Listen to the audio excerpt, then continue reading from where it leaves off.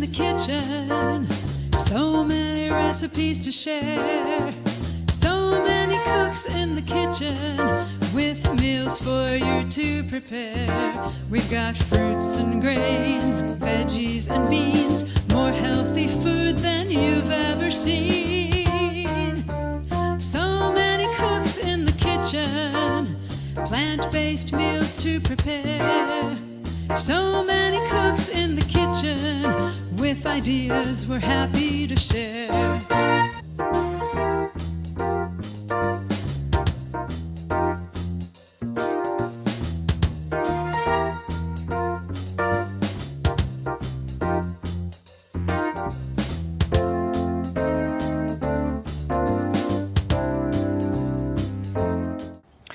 Welcome to the April show of So Many Cooks in the Kitchen and So Much Kale. My name is Dilip Barman, and I'm one of the cooks in the kitchen. We started these shows at the beginning of the pandemic, and many of you have been watching from the beginning, so hello again. And if you just found us, we're so glad you found us. We've been doing this every month, and we go kitchen to kitchen. Each one of us is a Physicians Committee for Responsible Medicine Food for Life instructor. We teach a variety of classes that show you how to eat, how to cook foods very easily, easy preparation, that are healthy and that keep us healthy. We even have classes for diabetes to help manage diabetes, for cancer, to help with some forms of cancer.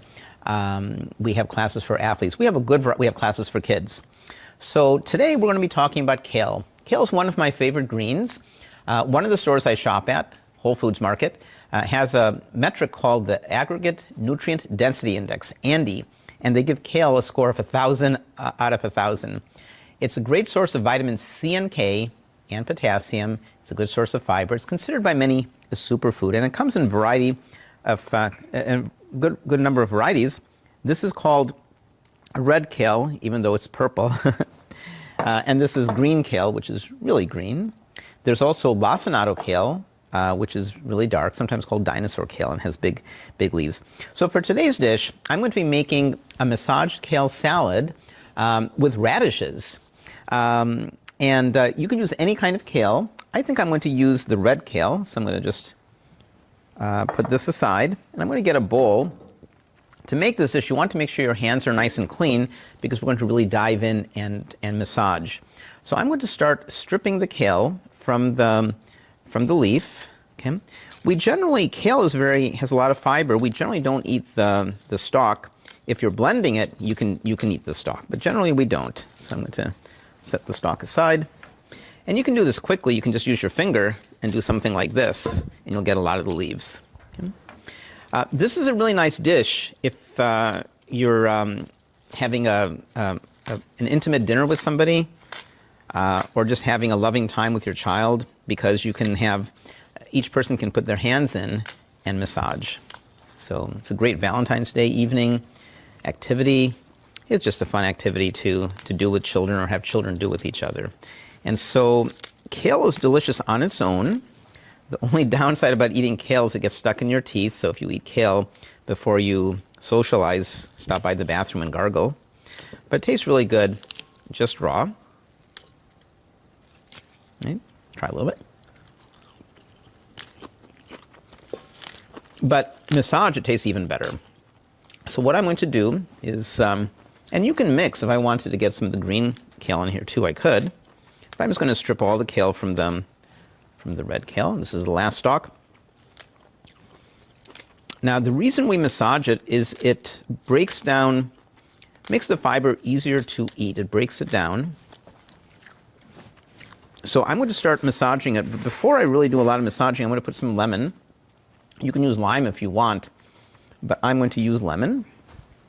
So let me get my cutting board. So I'm going to cut a lemon in half.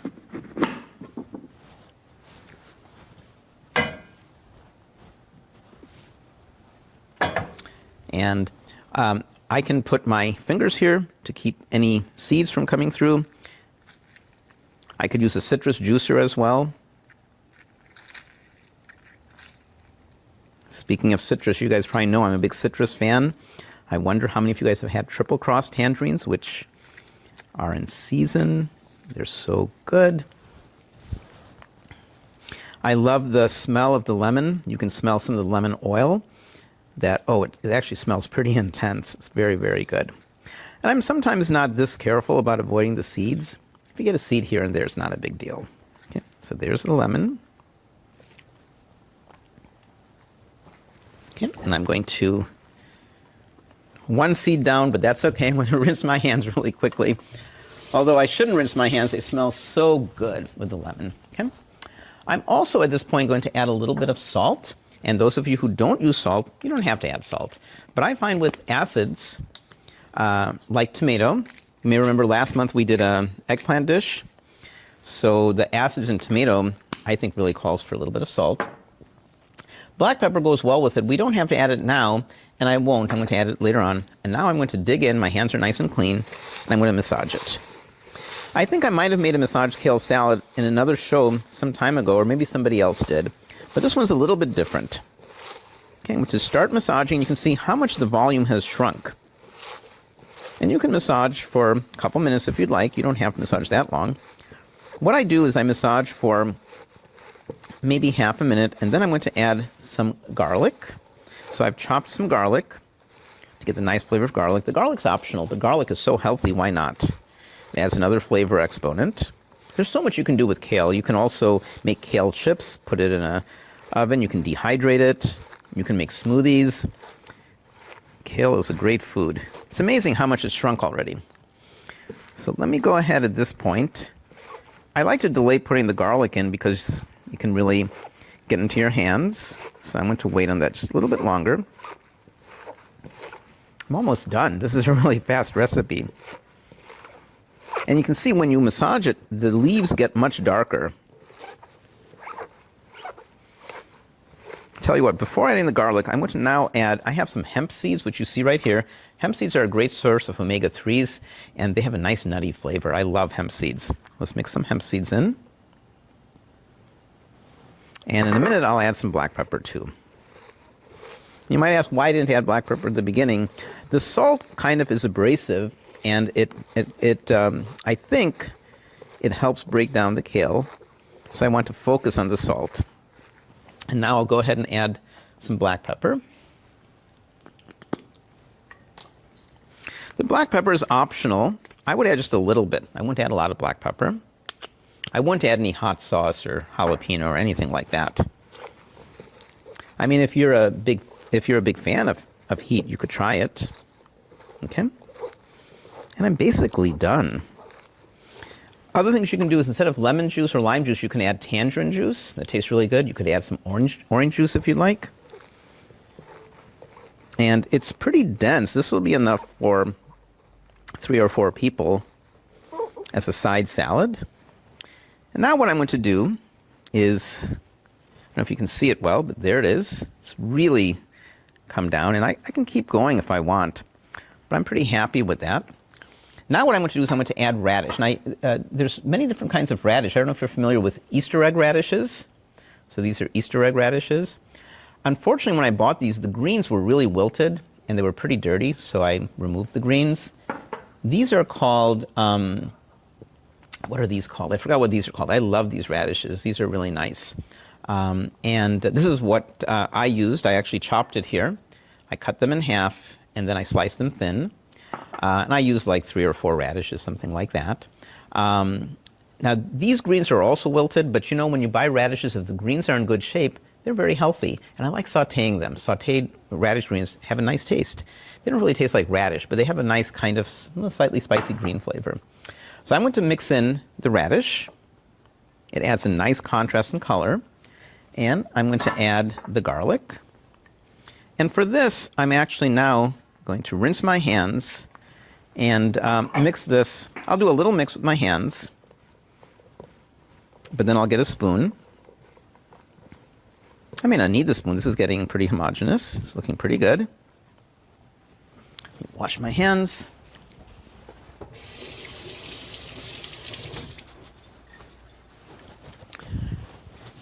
I may not need a spoon. It's looking really good. I wish I had my big wooden spoon, but I'll use this. I'll do one more mix here. Pretty easy. You know what else you can do? And I sometimes do this because I love citrus so much. You can take tangerine pieces and chop it and put it in the massaged kale salad. That adds a really nice flavor exponent. But I think we're ready to try it. So let's have a little bit of the kale and radish. By the way, please ask questions. I'll be in front of my computer in a few minutes, but my colleagues are there answering questions right now. And we're happy to answer questions. And we have some giveaways at the end when we have a Q&A period. So here we go. It's looking pretty good. Let's give it a try, radish and all. I love the lemon. Really makes it come alive. The kale is always good. Could have used a little more hemp seeds. And could have used a little bit more salt. Make the salt suit your needs. So, easy massaged kale salad with radish. Downside is your teeth will be green. Next, we move on to Janin. And I can't remember what Janin is making, but Janin, you're up next. See you later, and I'll see you guys during Q&A. Bye. Hello everybody, and welcome to my kitchen in Abu Dhabi. Once again, we're all together and sharing our favorite recipes with you. We had done kale or green veggies before, but this time we're focusing all on kale, and there are so many things to do with it. And today I'm doing a kale omelet for you. It takes a bit to cook, so I already started it. It's been cooking for the last 15 minutes. I will kitchen it and show you how beautiful it looks. I just turned it off. Here it is. So I'll talk to you a little bit about this. It's a very simple recipe. I love using gram besan or chickpea flour, many different names it comes in. So chickpeas are made into a very fine flour. I use that for making our vegan omelets, or I use it also for making pancakes or simple flatbreads, etc. And one good way is to make these omelets, or you may call them quiches. If I put baking soda, they become fluffy. So this recipe has the flour, baking soda, a little bit of nutritional yeast, spices as you like them. I put cumin, spicy red pepper, turmeric, black pepper, the kala namak, which is called a black salt. It's got a sulfury smell, which gives it that eggy feeling. And one of my favorites is the Trader Joe's umami mix. The recipe is, as always, in our recipe booklet, so I'm not going to give you the exact numbers, but I will take you through what I have done. The trick that I find that works for me is that I soak the chickpea flour and the water ahead of time. Usually I do a couple of hours, but at least if you're doing it during the time that you gather your veggies and other things, I feel that it works better. Don't ask me why, just trial and error. So I mixed the flour and the water and set it aside, and then I went on to chop my kale. And kale is better in this kind of a recipe if you sort of massage it a little bit. So I first massaged the kale and then I chopped it, then there's less sticking to the hands. So if you chop and then massage, there's a lot sticking to your hands. So that's another shortcut, perhaps you may call it. And I like using frozen vegetables.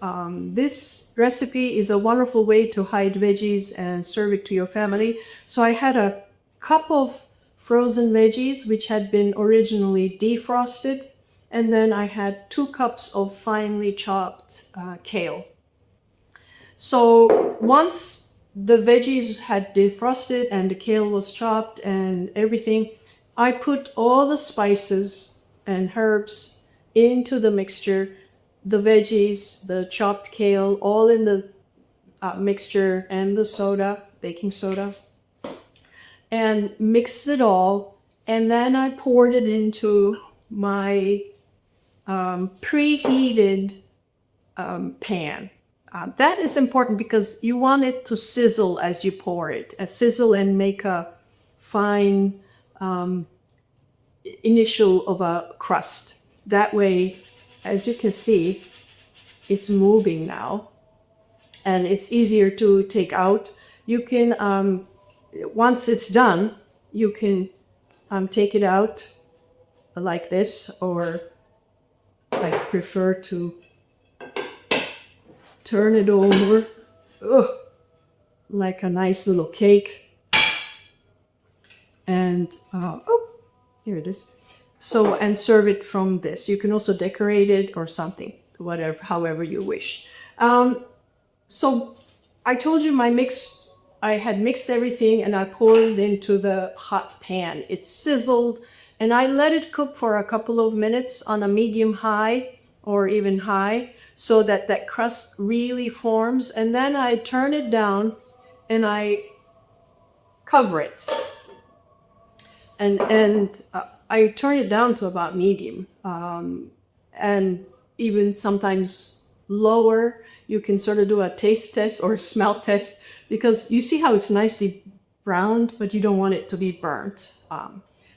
So I cook it covered for another about 10-12 minutes, checking along the way. And I use the little spatula to go around the sides, making sure they're not sticking. And at the end, 15 to 20 minutes, it's beautifully cooked, thoroughly cooked, and this nice crust is on it, and you're done.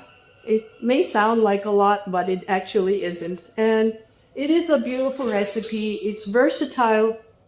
One of my other favorite ways of making it is sauteing some onions and mushrooms together. Again, to make the two together, make about 1 cup of cooked mushrooms and onions together. The ratio is up to your liking. You can have more onions, more mushrooms, less mushrooms, however you want. And so mushroom, onion, and kale also goes really well. This is a recipe just to show you that kale is versatile and you can use it in many ways. And chopped kale comes in handy when you make such an omelet. It's just that extra nutrient density that you can get. Another thing I do with chopped kale is that if I have, for example, a lentil soup or any kind of soup, I add a handful of chopped kale into it. Just a good way to bring the nutritional value of what we eat up and add that cruciferous veggie into our daily diet. So let's see. This is my beautiful omelet. I'm gonna cut it. You could use the other side, of course. Ta-da! I'll show you the other side. It's nice and green. So here it is. It's beautiful, green, colorful because of the other veggies, and still very hot.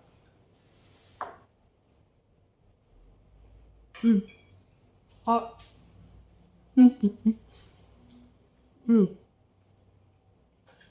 But it's so flavorful.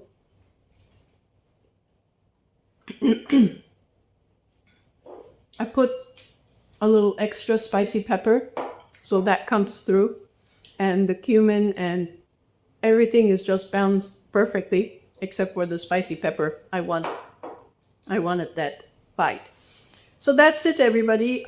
It's something very easy to do. Please experiment with it. Let me know how it turns out for you, or what different veggies you have used. Please enjoy it as part of your nutritious everyday foods. Bye, and I hope to see you next month at our next show. Bye.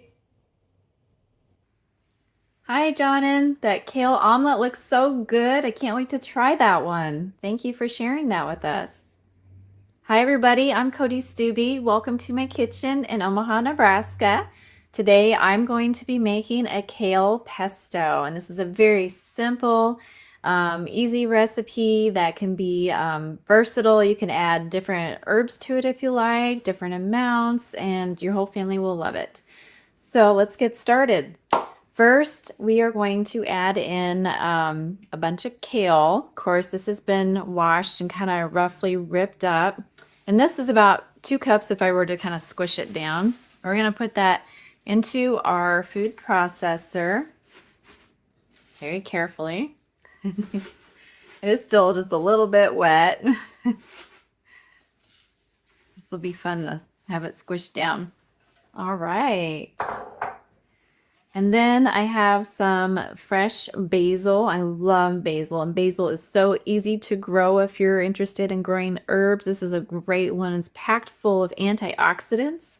And what I did here is I couldn't find really much in a store as far as pre-cut.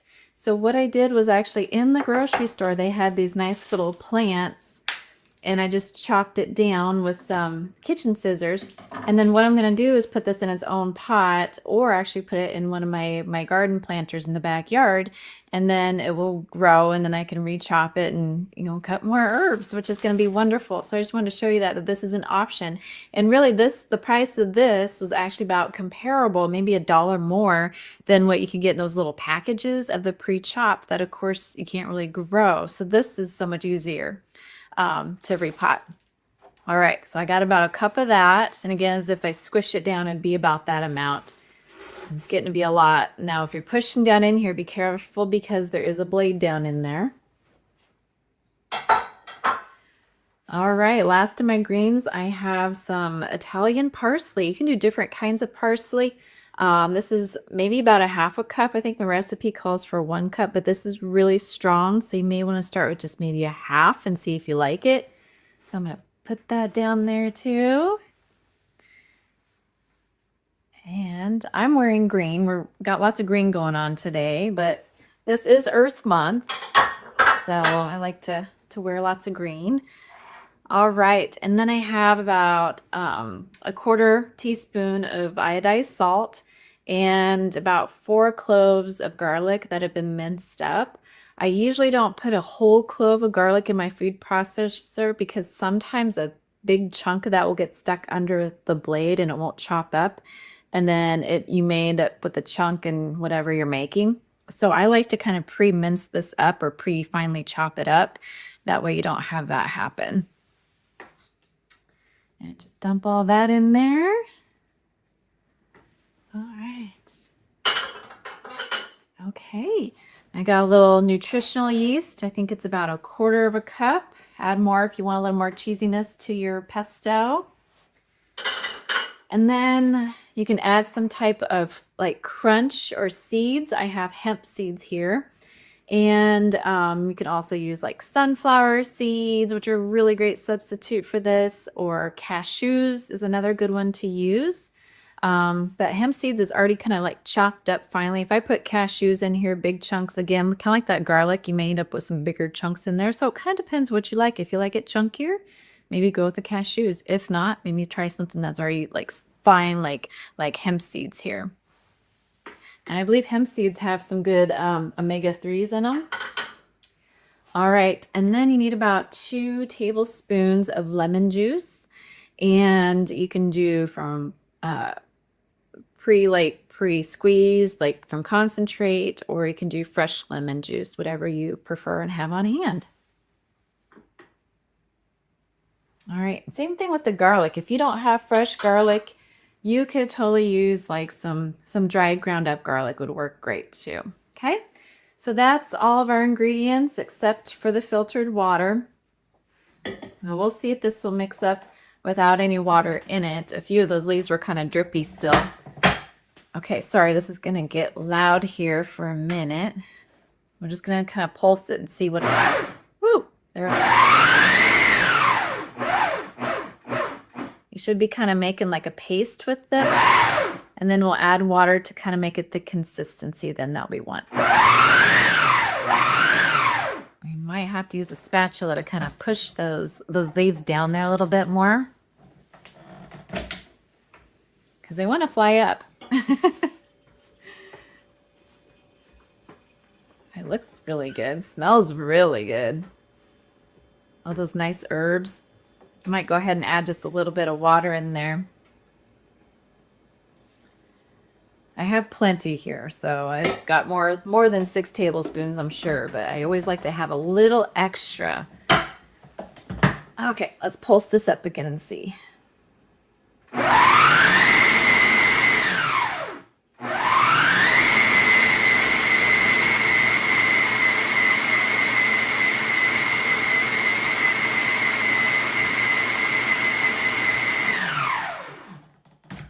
right. Take a look here. Looking really good. So I'm going to push down those seeds. They kind of flew up there. And some of that nutritional yeast did as well. So get everything down in there nice. And turn it on one more time. And then it'll get nice and incorporated and mixed thoroughly throughout. I might put just a little bit more water in there. You want it... after it kind of mixes up and chops, you want to add more water because you want this kind of like a really thick sauce because we're going to drizzle it over our noodles. But you can make it as thick or as thin as you want.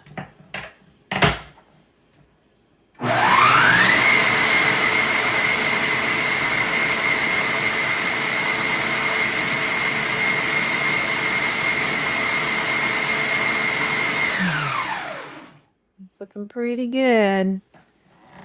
Let's see.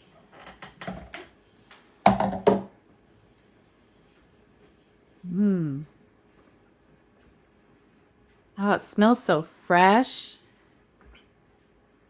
Love it. All right, I might do just a little bit more water in there.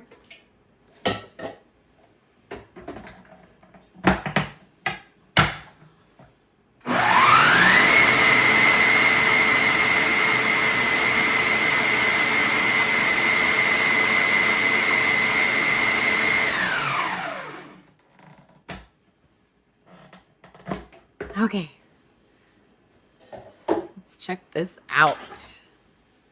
Woo! There we go. It's really, really earthy and it smells so good. It's gonna make a beautiful sauce to our noodles. So you could heat this up over the stovetop if you wanted to. You could just mix it all in there. It's gonna be so good. Oh my gosh. Whoops, I'm making a mess. Ugh. Okay, I'm gonna try it. I'm probably gonna have green stuff in my tea, I bet you.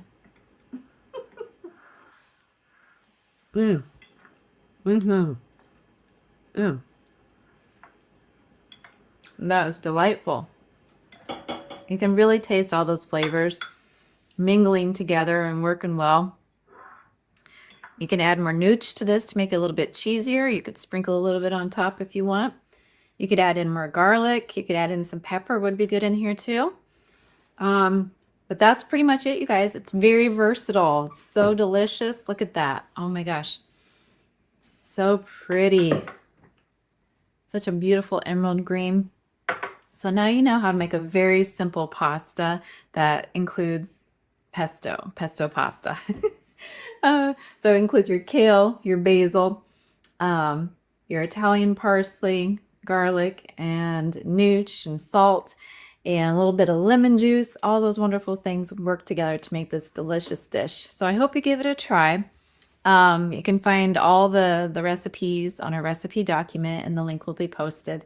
So thanks for joining me in Omaha, Nebraska.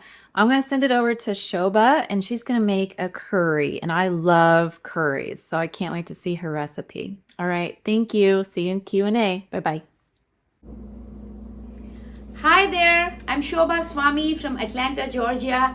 Thanks, Cody, for that wonderful kale pesto. We make that at home quite often and everybody loves it around our home. So try and make that.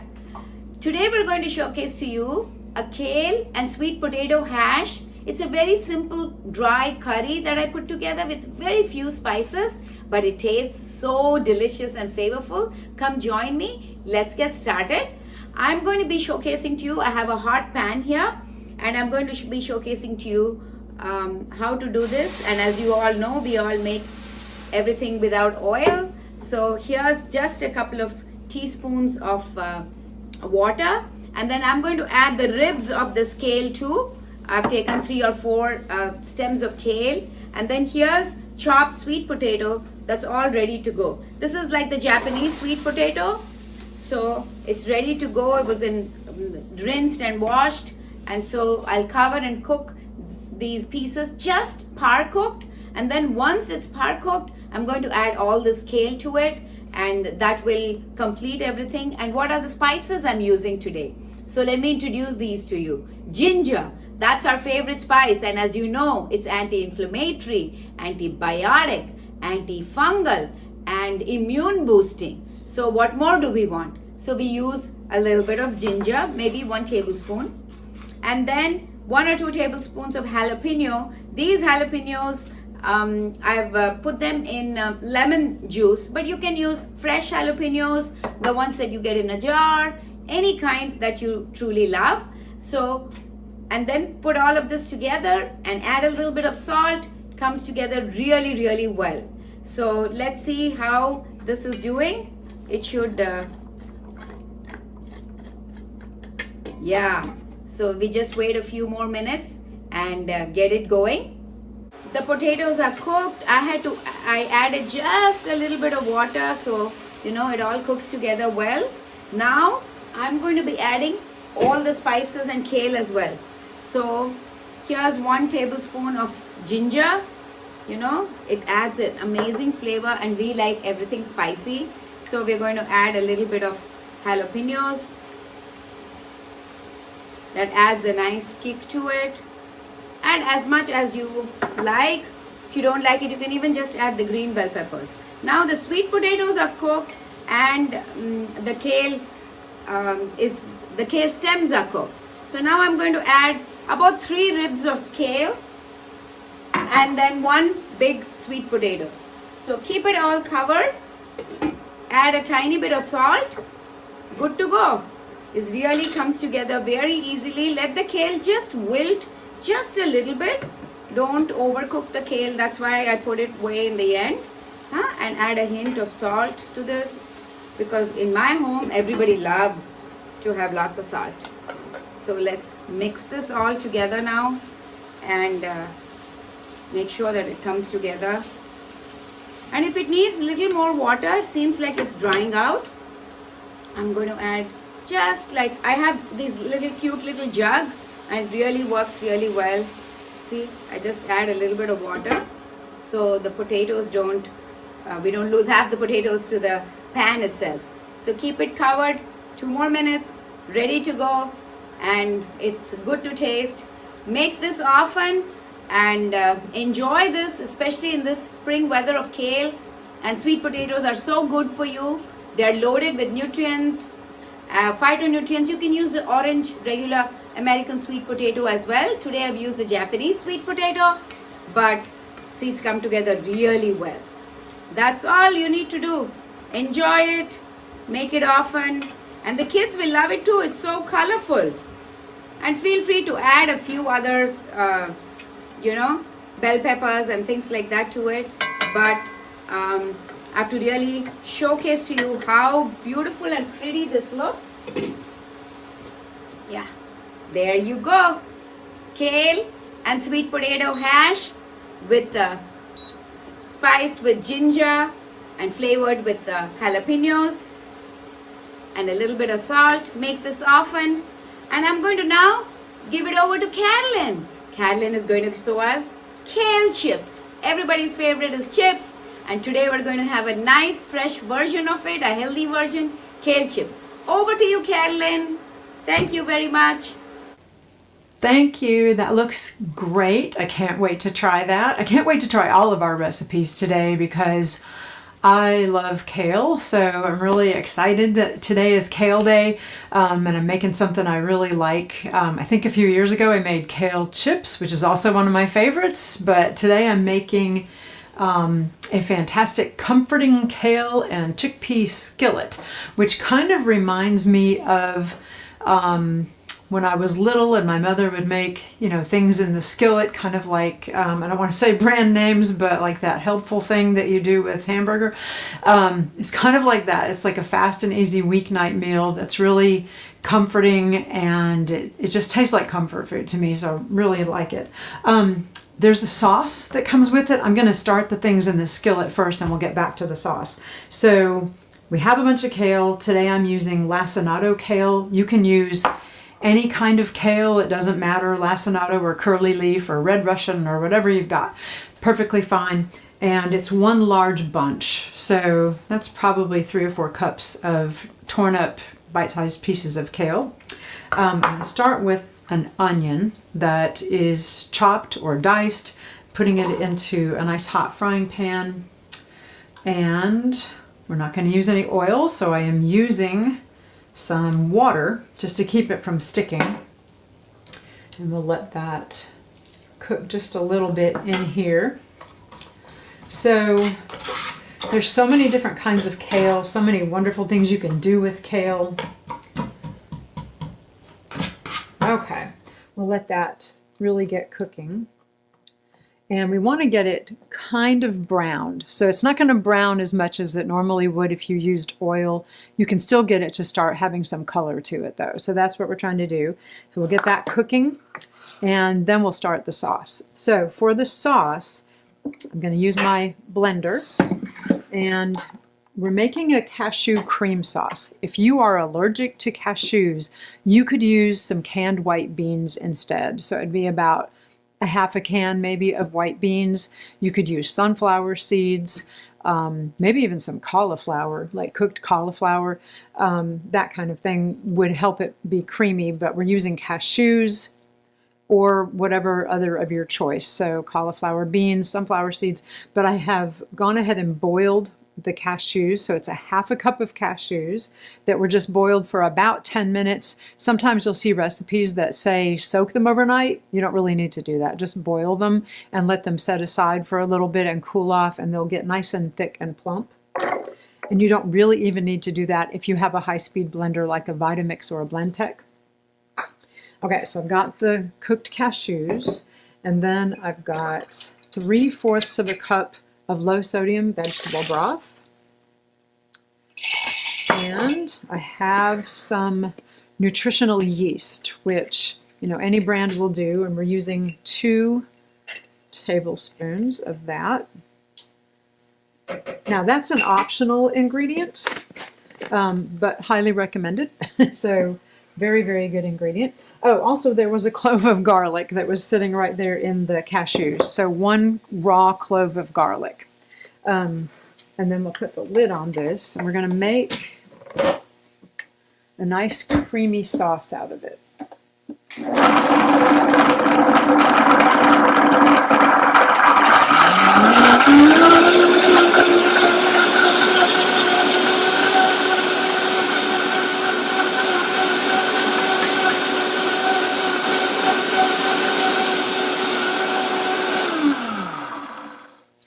Probably want to stop a few times and scrape it down, make sure you're getting all of the nuts in there.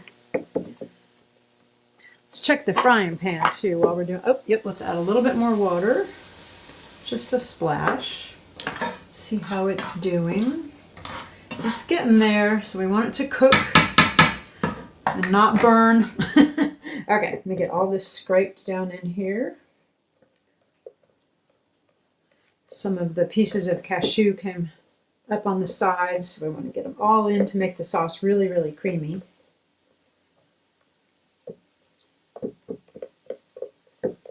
Okay.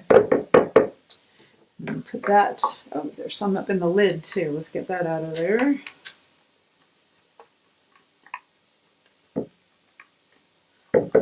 Okay. give it another whirl.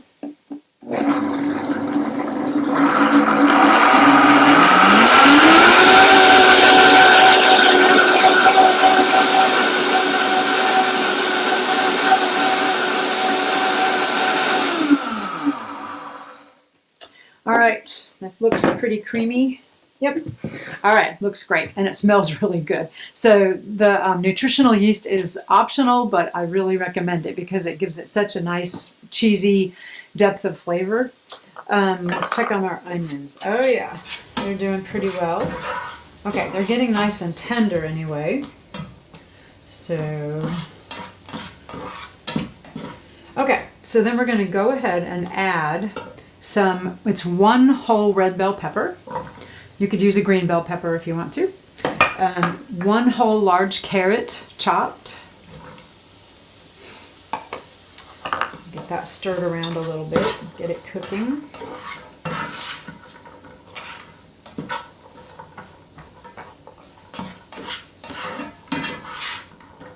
Okay.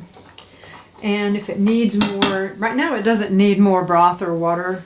It seems to be plenty liquidy, so we'll just let it get nice and hot. And while that's heating up, the other ingredients we're going to add would be a couple of cloves, 1 or 2 cloves of chopped fresh garlic. You could use maybe a teaspoon or so of garlic powder if you don't have fresh garlic. And then chickpeas. So I've already drained these chickpeas and saved the liquid for something else because, you know, we can use the liquid from a can of chickpeas, aquafaba, to make all kinds of other great things. You should probably have a whole show on aquafaba and things you can do with aquafaba. And of course, the kale, the star of the show today. All right, so it's not a huge number of ingredients, but the combination of these things is just really, really delicious. We're also going to be adding some Italian seasoning. And if you like things a little spicier, then a couple dashes of your favorite hot sauce. And some fresh cracked pepper. Maybe a pinch of iodized sea salt. All right, it's getting there. Looking pretty good. It's bright and colorful.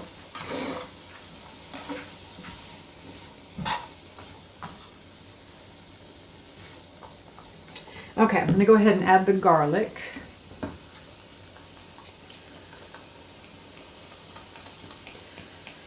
Let that get heated through. Get it all mixed in. Woo, anytime you add garlic to anything, it smells so good. Love the smell of cooking garlic.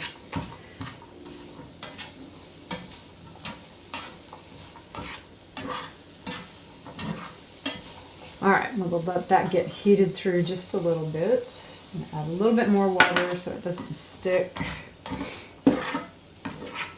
You could also be adding low sodium vegetable broth instead of water if you want to. Okay, it's getting there. Looking pretty good. Okay. And now that that seems to be pretty heated through, we're going to go ahead and add the chickpeas, which I already drained and rinsed, and I'm going to mix those in. And then I'm going to add all of this kale that I already rinsed and pulled it apart into bite-sized pieces. So we want it to still be nice and bright green. So we're not going to cook it very long because we want to keep all the nutrients in there instead of evaporating out. So I'm going to go ahead and add a little bit more water just to get that kale to cook through. It's kind of steaming it in the pan. We do want it to start wilting a bit. Look how colorful. This is such a colorful dish.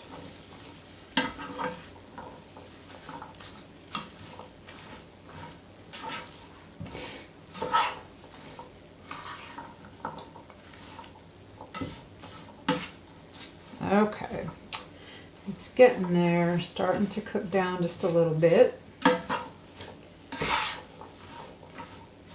So this is a dish that you could serve over maybe some brown rice, cooked brown rice, or maybe cooked quinoa, or maybe some whole grain pasta, or any other favorite grain that you might have.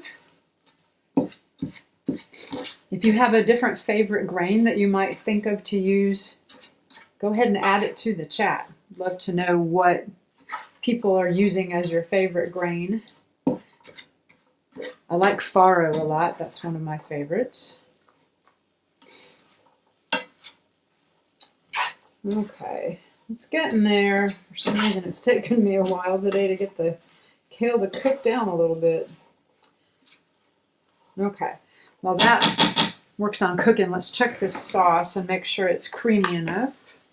We don't want like big chunks of the cashews or garlic still in it. Let's see. Yeah, it might need one more whirl in the blender. There's a few little chunks in here. Okay. You can still do this if you don't have a high-speed blender. Just make sure you really boil the cashews ahead. One more whirl.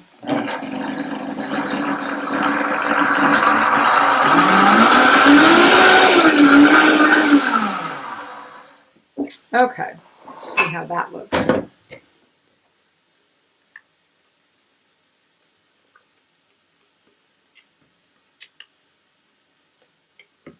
Okay, there, that's looking pretty good. All right, it smells really good. And then once this starts getting really wilty, yep, it's getting there, we are going to add the sauce. This is the fun part. Whoa, I'm losing pieces of it. Just tossing it right out of the pan. Okay, there we go. So we're gonna add the sauce over the top.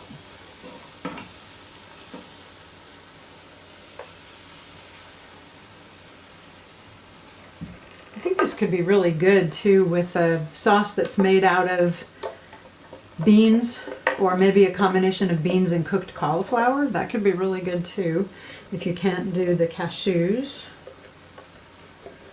Let's see if we can get all of that out of there.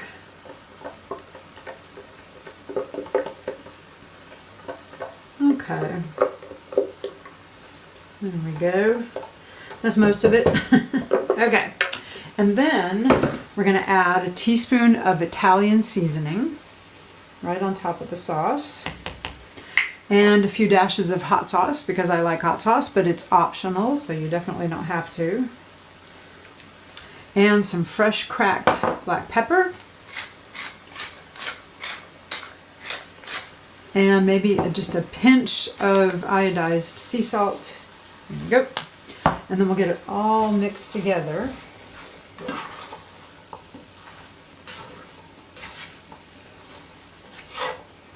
Oh, look at that. Okay, creamy, delicious. Oh my goodness, look at that creamy deliciousness right there. Look how yummy. I guess we could think of this as, well, it's comforting kale and chickpeas. It's like kale and chickpea helper in a skillet. It is so good. All right, and then over your very favorite type of whole grain, or maybe even on some toast. Serve it on toast. That could be really good. Yeah, look at that. That is beautiful. Look how bright and colorful. The kale is still really colorful. Yum, yum, yum. All right. And then we have a little bit of fresh basil to sprinkle on the top. So I chopped some, so just some nice fresh sprigs of basil, and then just sprinkle it over the top before serving.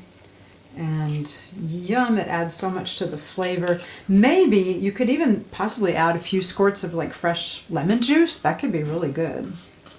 So look how delicious. Oh my goodness. Okay.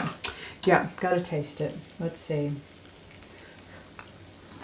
Very, very good. Okay. So I do hope you try this.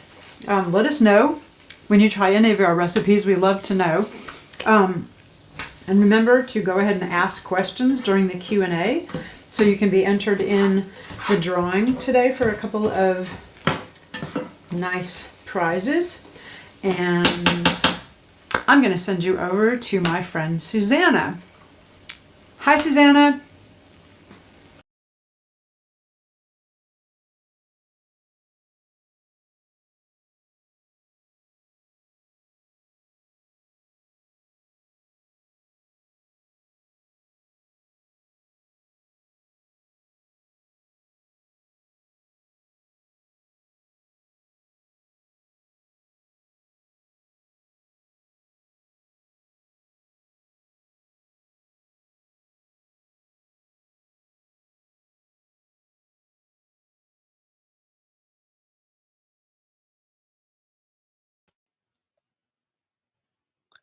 Suzanne, I guess you found out Yes. you were muted, so we didn't hear anything you said so far. So if you Okay. could start Can from the you beginning. hear me now? Yes. I got it. Okay.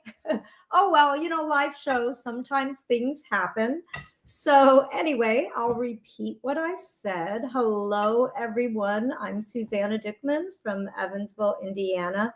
Thank you so much for taking the time out of your busy day to spend time with us. And I was just commenting on all of the delicious kale recipes that I've seen so far. And I'm going to, after my recipe is eaten, which will probably be later on this evening, I'm going to go ahead and start making all the others because kale is one of my favorite greens. And lately, it hasn't been that good in the store, so I haven't been eating it as much. But now that spring is here and the kale is abundant and really good, I'm going to start making more of it. So I'm excited to share the last recipe of today, and it is a kale salad. And what I love about this recipe, it has quinoa and chickpeas and croutons, and it's a meal. So you can serve it as a side salad, but you can just eat it as a meal. It's so good. So let me go ahead and switch cameras. Well, you know what? I'm not going to do that. I have another camera set up, but in StreamYard, I don't want to end up messing things up. So I'm just going to show you this way. But I went ahead. Another thing I like about this recipe is you can make things in batches. So I made this quinoa yesterday because I knew I wouldn't use it. And we love quinoa. I like having it in my fridge because we will add some cumin and chili powder and make it taste a little like taco meat and then add it to our salad to have a taco salad. So you can spice it in any way you like. So I have some cooked quinoa. I went ahead this morning and I made some garbanzo bean croutons. So what I just did, and you have all the recipes, but what I did, I just opened a can of chickpeas. I drained and saved the aquafaba, and then I rinsed them. And I used just a little bit of the aquafaba with a little bit of garlic powder, onion powder. I used paprika. You can use smoked paprika. And I just spiced them up, and then I put them in the oven to let them get crunchy and roast. I also did the same with some bread. Now you can buy croutons, but I have a hard time finding some that don't have oil. So if you find a brand of croutons that don't have oil, please share them with us because I just will make my own. And sometimes I'll make it with, a whole wheat bread that I like. This time I had some sourdough bread that is just there. It's the best. And so just like with the chickpeas, the croutons, I went ahead and made the same way. Salt, pepper. You can omit the salt if you don't want it. A little bit of smoked paprika, a little bit of the aquafaba, just so that the spices stick to the bread, and just delicious. Bake them. I baked them at 375. I like to start off slow, so I did 7 minutes and then maybe added a couple more. But it's really, really, really good. And these are, essential for this recipe. So the next thing I have is a cashew sauce, which is going to be our dressing. And this has cashews and white wine vinegar and some spices. And just as Carolyn said, if you cannot have cashews, which I know I have a son who has allergies, so I would use white beans. You can even use a tofu, either a silken tofu or even the other, water tofu, and just use all the same spices, but replace with the beans. And I have done that. Usually when I make a cashew dressing, I will make one with the beans so that everyone can enjoy it. So whether you're limiting cashews because of the higher fat content or because of allergies, there are other options that you can do.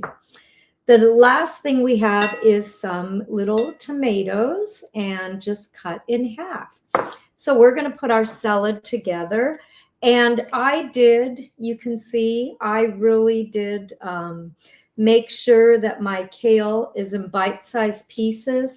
And I just wanted to add a little bit of information about that. I know Dilip mentioned how nutritious kale is, and that it really is at the top of the list of things to eat for nutrition.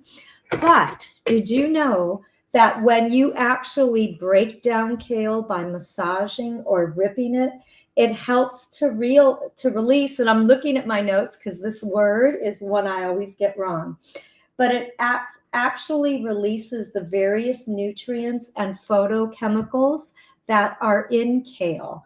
And when you're rubbing it, when you're ripping it, you're releasing those phytochemicals, and they have a lot of polyphenols, carotenoids, and chlorophyll, and that's what helps us give us the nutrition from the kale. So we want to rip it, we want to massage it. Who doesn't like a massage, right? Kale does too. So let me go ahead and put in my ingredients. I'm going to add, and this was 1 can of chickpeas. Actually, I think it's a little less than 1 can because I think my husband took some earlier when I made them because they're so good. We just like to make chickpeas like that often and just have them around the house for a snack, when you want something crunchy. And, oh, wow, I thought I had a big bowl here, but I guess I didn't make it as big as it could be. What happened? I think I got rid of there we were. Okay, just give me a second, guys. Okay, my mouse here went ahead and took my screen away, but now I see it back. Okay, so what I'm going to do is I'm going to start getting those good things on the bottom all the way up. Actually, I think what I'm going to do is I'm going to take some of this kale out because it is really full. But let me go ahead and toss. And I'm starting to see some of my croutons and my quinoa come to the top. I'm going to add my dressing. And then I'm going to add my tomatoes. When you make the dressing, it only calls for a half a cup of cashews. So this is about how much you get. I'm going to put about 1/3 of this on my salad. And then I'll add the other kale when we're all done. But let me go ahead and do that. And then I'm going to add my tomatoes. There we go. Don't you love just the presentation? Eating plants, our plates are colorful and delicious. They look pretty, and it just wants us to eat them. I probably could put on some gloves and just get in here and start mixing this up that way, but I'm not going to do it right now. I'm just going to continue to get it mixed up, and I want to make sure to get some of that quinoa up from the bottom so that I get some in every bite. But this is it. You know, it looks like it might be a lot of steps making the croutons, making the chickpeas. But if you do that stuff the day before, and like I said, I like having the chickpeas in my fridge all the time and the croutons too, because I will use them in other salads. So if you just get in the habit of making those things, then you can just put this salad together very easily. All right, let me go ahead, and I'm not going to taste it on camera because like Dilip said, it will be all over my teeth. But this is going to be my late lunch today because I haven't eaten lunch yet. And this is, you know, because kale is so, what's the word? It has so much texture.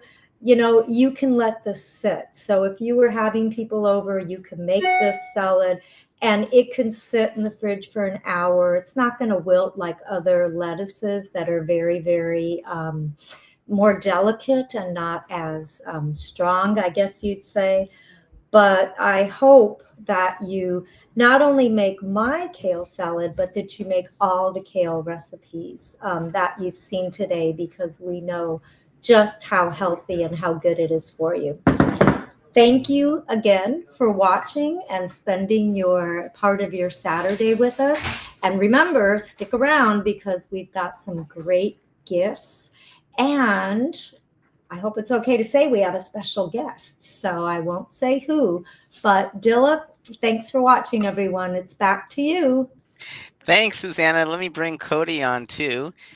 Your dish, all the dishes looked so good. Oh, they do. And I always love these shows because I get inspired by all these great recipes. Yep. So now's our Q&A, and as Susanna mentioned, we do have a special guest. Let me bring her on.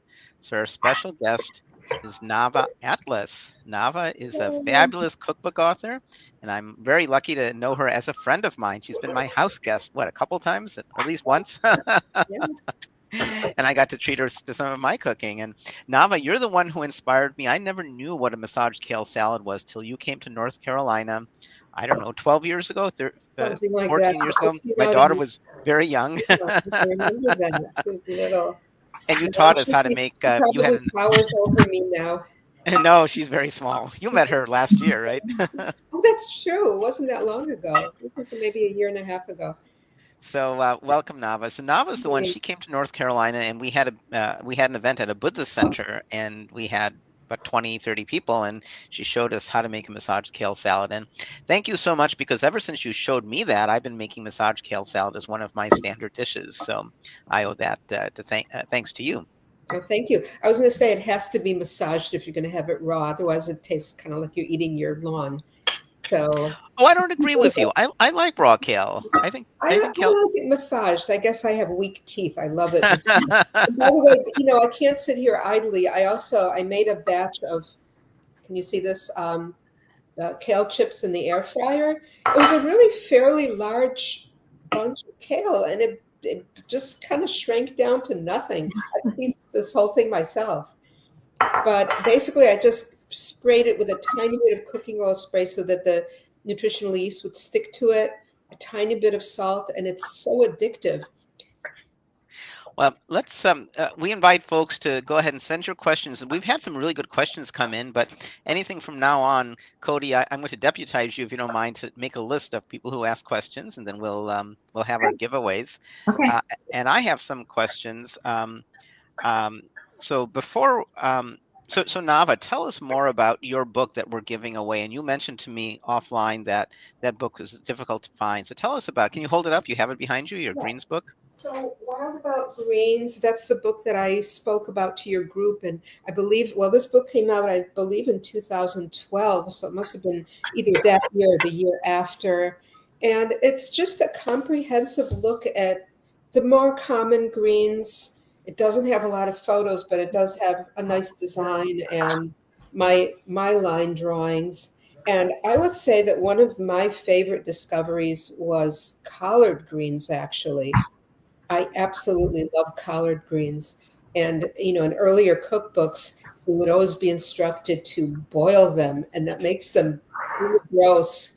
So the new way, the cool way to make them is to cut off the stems and then kind of roll them up like a cigar, to use an unapt metaphor, and then slice them very, very thin, and it becomes almost like noodles.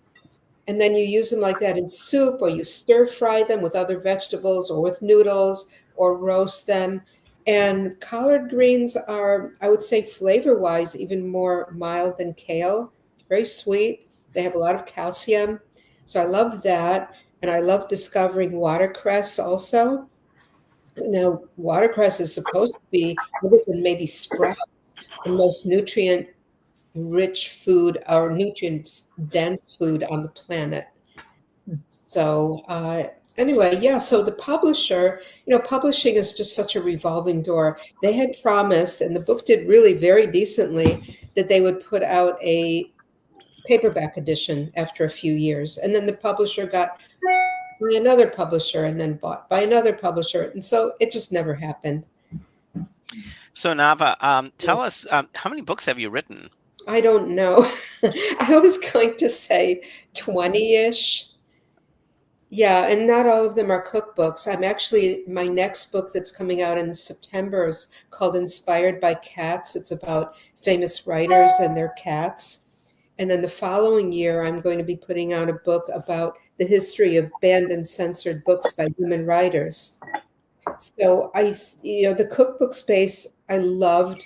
I'm still very much part of the vegan community. I have a vegan Substack. It's just really hard to compete in the vegan food space these days. Editors actually want people to have like hundreds of thousands of followers, either on Instagram or TikTok. And I don't, and B, I don't want to. So I was going to say, you heard the beeping. I didn't want to sit here idly. I made some peanut butter tahini cookies while I was watching Oh, wow. everybody make the delicious things with kale.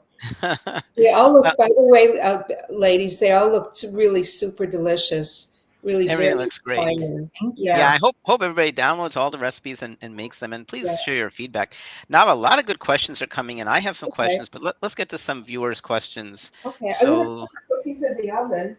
so one of the questions was by somebody was asking Lisa. Let's add Lisa to the list. And Lisa, we haven't seen your name before. Maybe you're a new viewer, so welcome. We're glad you found us. If you'd like to share how you found us, that'd be great. But Lisa, welcome to the show. So Cody, please add Lisa to the list of people asking questions. Lisa's asking, how many different types of kale are there? And I wanted to mention, if you download our document, our recipes document, we're so blessed that Brenda Davis, she's my favorite nutritionist, she always writes an appendix for our shows. And she went into some detail about various kinds of kales, including kalettes. I've only cooked with kalettes a couple of times. They're really good. But there's many kinds of kale. The common ones are green, and it's called red kale, although it's purple. There's lacinato kale, dinosaur kale. But from a nutrition point of view, they're all, and anybody correct me if you have a different view about this, but they're all nutritionally about the same, and you can pick them based on, the color, the texture. Lacinato is a little bit tougher, for example. But I know, Susanna, you made a great comment that I never thought about, that compared to lettuce, it doesn't wilt. And so you Right. can think of it as a green. I never thought about that. And so I imagine that lacinato would stand up even longer than, say, curly green. So yeah, there's many kinds of kale, and also a follow-up question by Lisa as well. Is there a nutritional difference? And not really. They're all great. I did want to make a correction, though. I mentioned that Whole Foods Market mentions the aggregate nutrient density index, which they give kale 1,000 on a scale of 1,000. And that's true, but it wasn't Whole Foods who invented it. And I realized shortly after I said that, I said, oh, I misspoke. It's actually Joel Furman, physician, MD. He's the one who came up with the scale, and then Whole Foods, uses it. You had a couple people who commented. Janet Doe commented, "Your cookies sound delicious," Nava. And Lee Hay, good to see you, Lee. Let's add Lee to our list, Cody, please. Is there a kale chip recipe without oil? I've made kale chips without oil. Let me see if Susanna or Cody or Nava, if you want to share about kale chips without oil. I think they can be made without oil. The reason I just spray them lightly with oil because I think it makes the nutritional yeast and the salt stick a little bit better. But overall, it would have little oil, and I think it could be made without oil. Yeah. Cody or Susanna? I sub aquafaba when I'm That's such a good idea. I don't use oil typically on mine. I just Yeah. usually season them right after they've been rinsed and drained, so there's just a little bit of moisture on them, and it holds on to that nutritional yeast in any seasonings pretty well then. Oh, I like Yeah, that idea because with the aquafaba, also, then you don't need to use salt because that already is a little salty. I yeah, will and make a note of that for next time. yeah, and if you dehydrated, my wife went through a long phase of eating primarily raw foods for lunch. She enjoyed my dinners, but she said I'd like to have raw foods, so she would have raw foods for lunch, and so she went through a long phase of dehydrating. And so when she would dehydrate kale, she didn't add any oil. Um, I have to tell you a funny story about kale chips. I love kale chips. And we have a company here in North Carolina called Brad's Kale or something like that. And one of my friends worked for that company. And she brought home and she gave to me tons of dehydrated kale chips, all sorts of flavors. And because of that, maybe I shouldn't thank her for having done that. I ate lots of kale chips and then I developed a distaste for them. If you eat too much of something, sometimes you say no more. And so I haven't had kale chips for maybe 10 years, but I used to like them a lot. I should try them again. I know they were really good. I just ate too many of them at once. Yeah, that makes sense. There was an interesting question about from Janet, and was it this idea of using another type of bean for croutons? So, Susanna? I would think. I mean, I've never done it, but I want to try it next with white beans. Probably the northern because they're a little bit firmer than the cannellini. Oh, yeah. But yeah, I think they have a flavor that's not strong. So yeah, definitely. I'll try it, and you can try it, Janet, and let us know. Yeah, thanks for the question, Janet. Yep. Yeah, this came up during the show about beans, and somebody had asked about using white beans. And really, all beans, maybe with minor differences, are all super nutritious for you. They're high in fiber, they're high in folates, they're great. And if you like the flavor of adzuki beans, right, they're a little bit smaller and more dense, go for it. If you say, I like something creamier, go for a white bean or a navy bean or something like that. So really suit your preference. Beans are good for you. The more beans you eat, the better. And again, to avoid gas, you want to overcook them. This came up as well. What kind of brand of beans should I buy? So if you're buying canned beans, I recommend if you're using a metal can, make sure it's non-BPA. They also sell beans in cardboard containers. I find it easiest just to make it. And somebody asked about slow cooking. I think it was James. Slow cooking is a great way to make beans. This was a tip on this show. I can't remember who it was. It might have been you, Susanna, or it might have been Karen. Maybe it was Karen who said that beans taste the best when they're slow cooked. And I've done that a number of times since that comment, and I think it does taste a little bit better than pressure cooked beans, but it's not that much different. So pressure cooked beans are just for me. Pressure cooked beans are so easy. Right. But I always keep some canned beans on hand because you never know. What if Nava stops by? She's visiting. I never told you, but I'm in town. Can I visit? And I want to make a bean salad or something. So I always have some canned beans in my pantry, so I have them that I can make very quickly. I had a couple questions. So I'm sorry. This is one of the few shows Carolyn had to miss Q&A for. I think she mentioned she has a new grandchild, and this was one of her rare times to get to see her grandchild. So she took off right after the her part. But one thing Carolyn said I wanted to stress to our viewers is different combinations work great. And some people stay away from cooking. They're not sure how things will come out. So experiment. Um, uh, I guess that's just something that I've been good at. I know what combinations will probably work well, and I keep creating new things. But certain combinations don't go so well, and I guess you learn that from experience. So what I would say is try it, try playing with food and coming up with new combinations. You get new flavor profiles. Think about it this way: Mother Nature has made all this wonderful plant-based foods, and as you mix them, you are kind of creating your own version of the foods. Question, I think, for Susanna. Do the chickpea croutons stay fairly crisp if they're refrigerated? They will get a little less crisp. So, if you're going to eat them in a couple of days, I would just put them in a sealed container and leave them on your counter if you want them to stay crisp, but maybe no more than a couple days. But you know what I do too? I made these and then I had to run to the store. So I turned off the oven and left them in there in the oven. You know, I made sure I turned it off because we were all leaving, but that even helped to crisp them up a little more. But they will soften. So you could easily add them to an air fryer or put them in your oven for a few minutes to crisp them up if you don't want to leave them out on the counter. Do any of you, the others, Cody, what do you think? Any ideas? I've had similar experience, like you said, they will maybe soften up a little bit in the fridge. Make sure though, before, like if you do decide to leave them on the counter and put them in your container, that they're completely cooled before you put the lid on, or they will get that moisture trapped in there and then they'll soften up on the counter then. So make sure they're 100% room temperature before you put that lid on.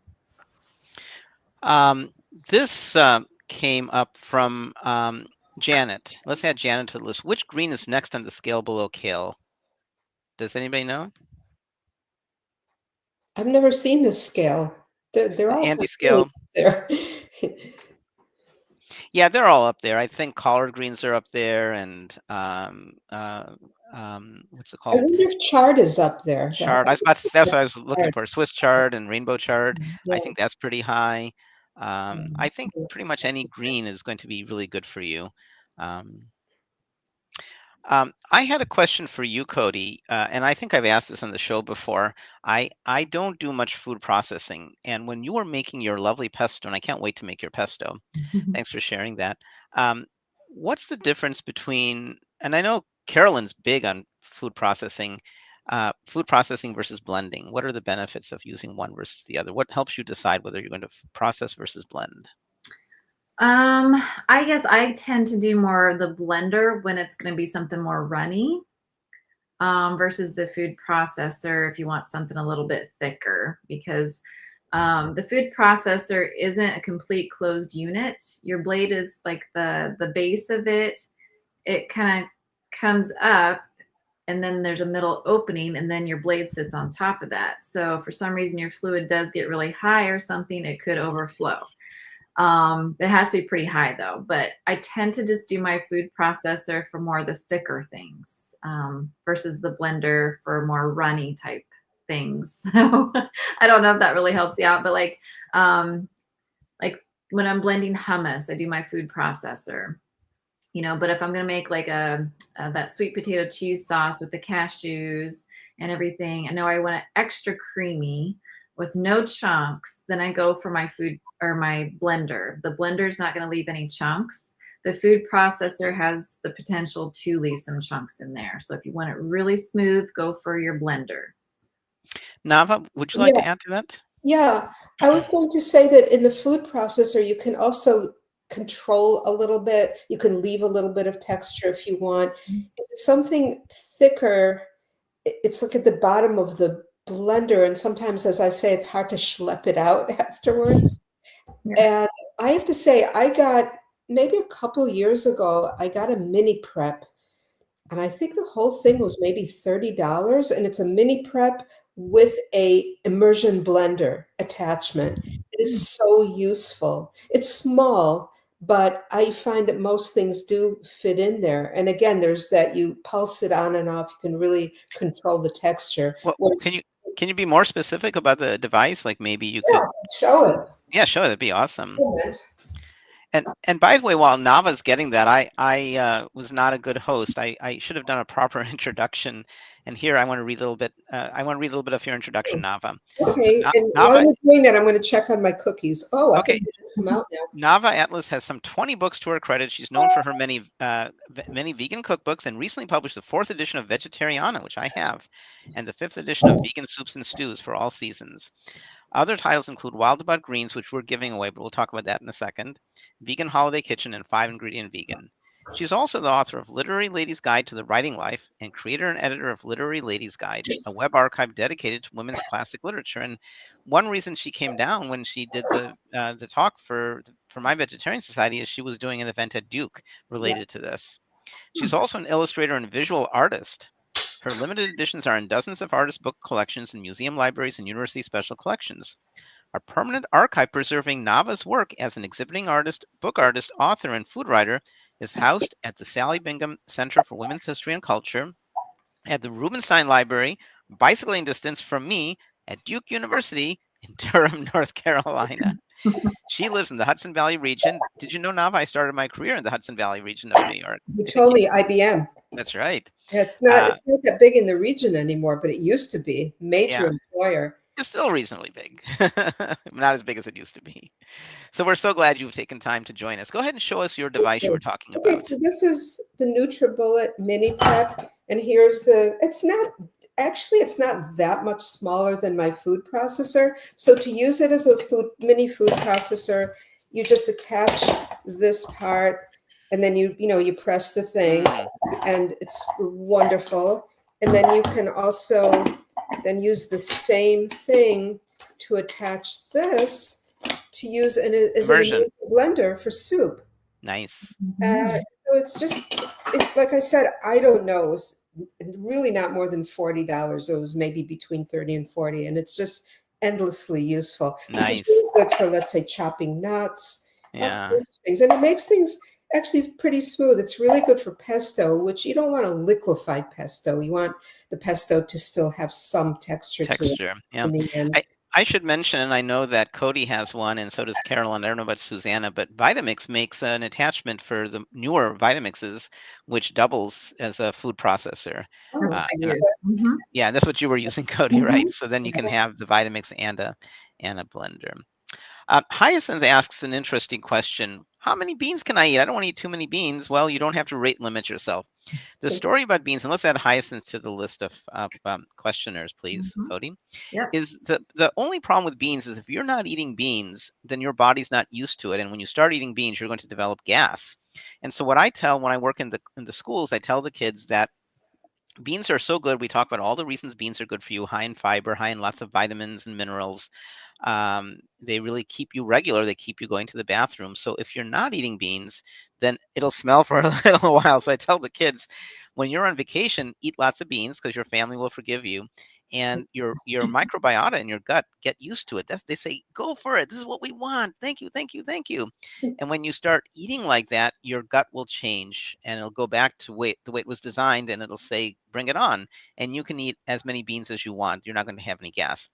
There's no reason to limit yourself because they're high in fiber, they're low in fat, and if you love beans and you want to make maybe breakfast pancakes with beans, you want to have black beans and rice for lunch, and you want to have a bean soup for dinner, go for it. There's no problem. There's no problem whatsoever. I don't think you could possibly eat so much that it would ever become unhealthy for you. There's nothing unhealthy about beans. If you ate and now I'm going out on a limb a little bit. So you guys may know Dr. McDougall, who passed away a year or so ago. Dr. McDougall, John McDougall, was a big proponent for starches, and he would sometimes say you could eat as many potatoes as you want, and it's good for you. And I've always wondered a little bit about that because you want a little bit more variety, I think, than potatoes. But I think that if you had to pick one food, and you guys all correct me if you're wrong, if you had to only have one food, I think it would be a legume or a bean. I'm not proposing that. I think you should eat from the power plate. I think you should eat plenty of grains, fruits, vegetables, and legumes.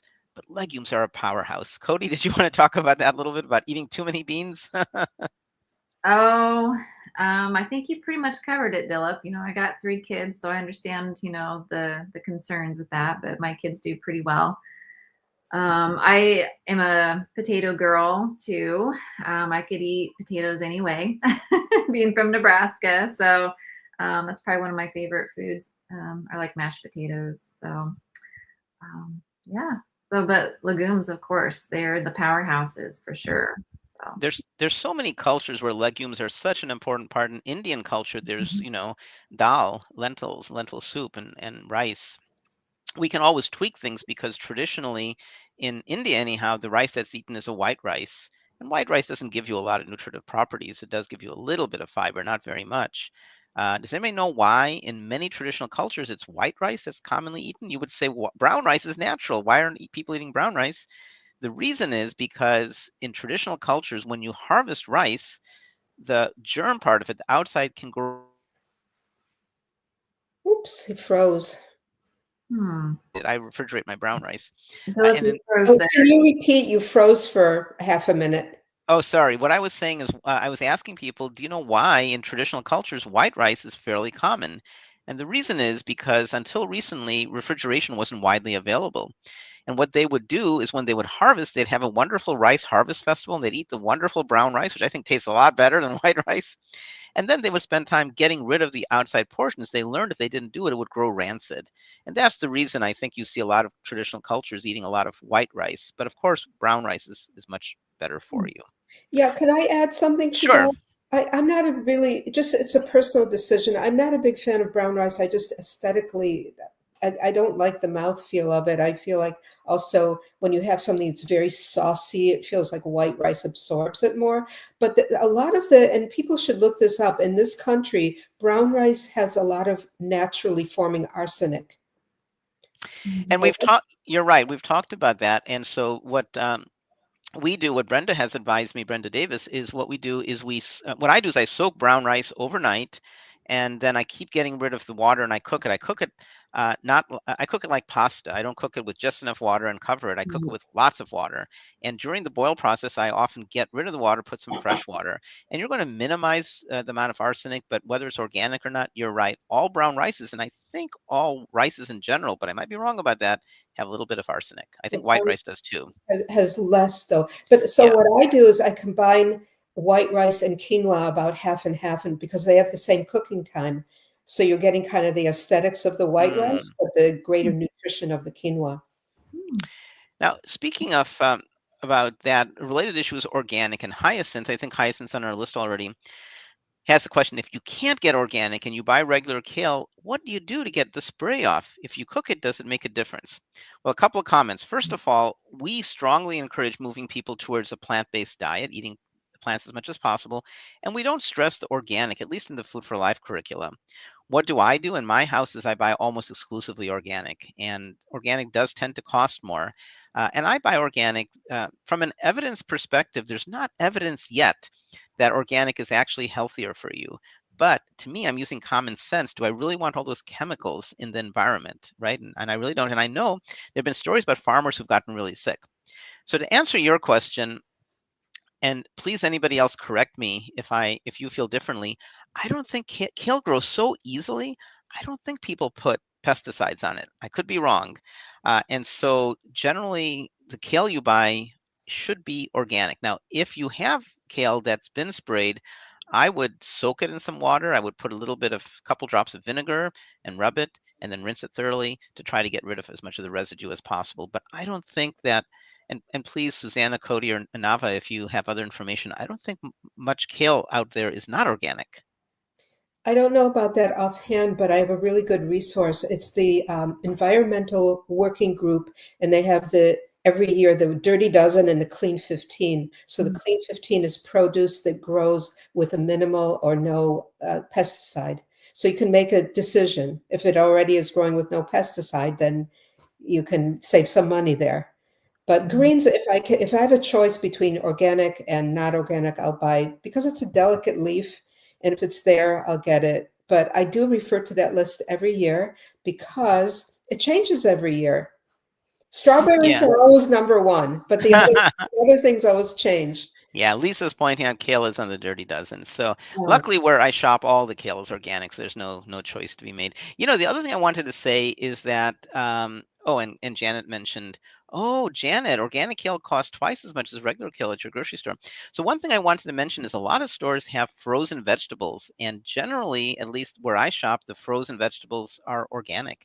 And so if you're off season for, I don't know, not kale, because kale grows year round, but you're off season for something like corn, or you can't find organic corn, at least I can always find frozen organic corn, and usually at a lower price as well.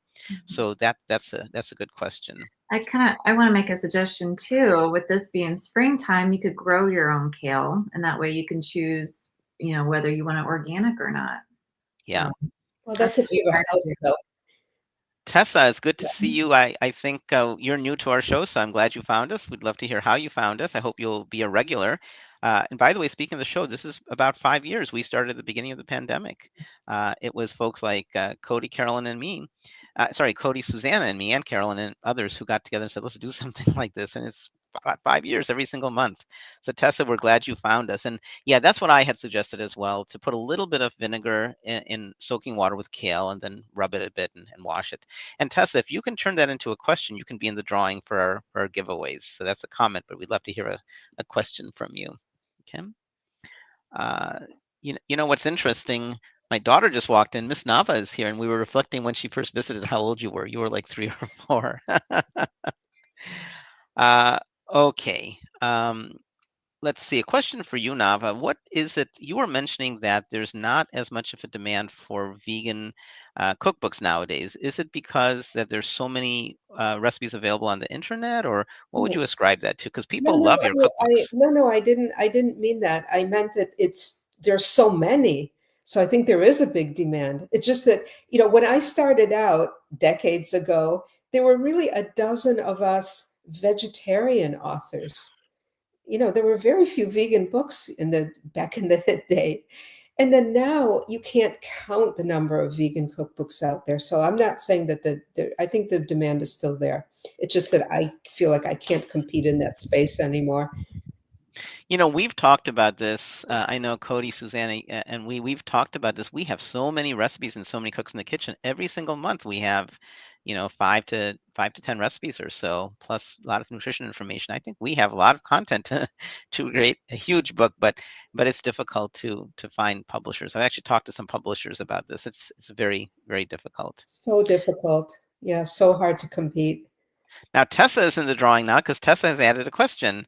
And yeah, so Tessa, I won't speak for Nava. I'll let Nava share her own story. But the rest of us are Food for Life instructors. We have to be vegan. We wouldn't be Food for Life instructors. We are joyously, lovingly, happily, insistently vegan, right? So we're plant-based. And so my own journey is I came to veganism from an ethical perspective, and I see from your graphic there, perhaps you do too. So, so I'm an ethical vegan, and when I became vegan, I wasn't necessarily a healthy vegan. I've been cooking for much of my life, and I wasn't necessarily cooking the healthiest food. And then I became a Food for Life instructor, and I learned lots of cool things. For example, how to cook without oil. And so you are required as a Physicians Committee Food for Life instructor to be vegan. I can't imagine any of us who would choose not to be. You can say, I'm going to continue to be vegan, but I'm going to add some oil. I'm going to do this, that. You can do those kinds of things if you choose to. I go out and I get food that has oil in it once in a while, right?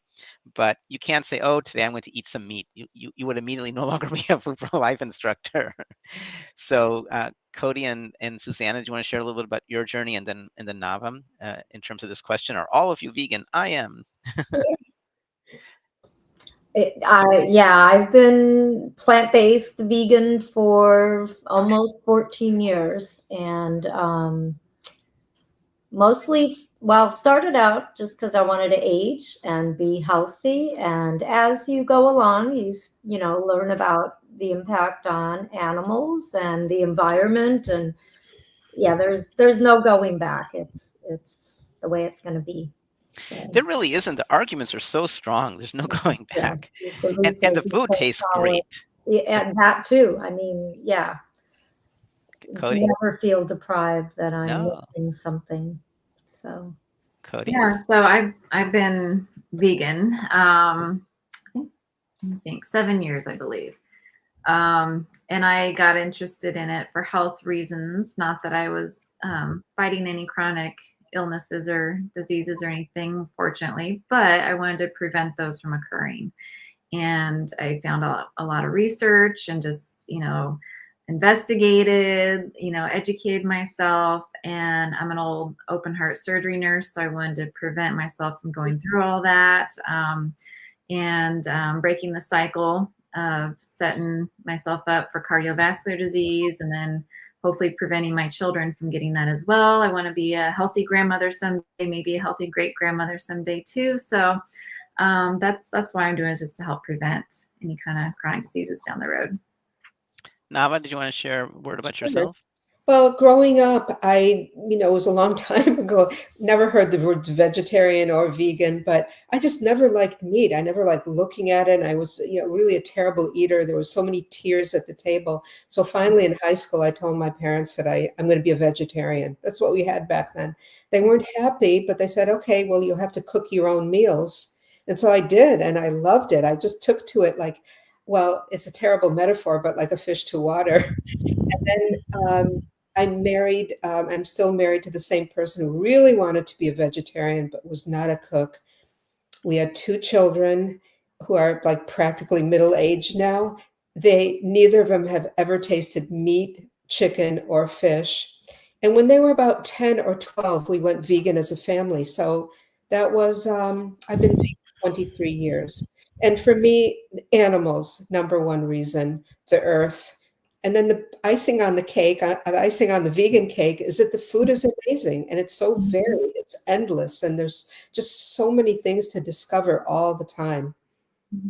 Absolutely. Yeah, it's so easy. My whole family's been vegan. When I met my wife, she was a lifelong vegetarian, and she didn't. She was from India. She had never heard of veganism, and I introduced her to it, and she loved it. She took, and I do the cooking, so that was easy.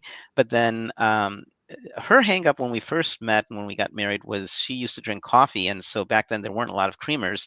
So she was reminding me of the story. She was continuing just using a tiny bit of of dairy creamer for a little while, but that didn't last long. And then for her, I know what hit her was just the ethics of it. And as a mother to be, realizing how all these mothers are mistreated animal mothers.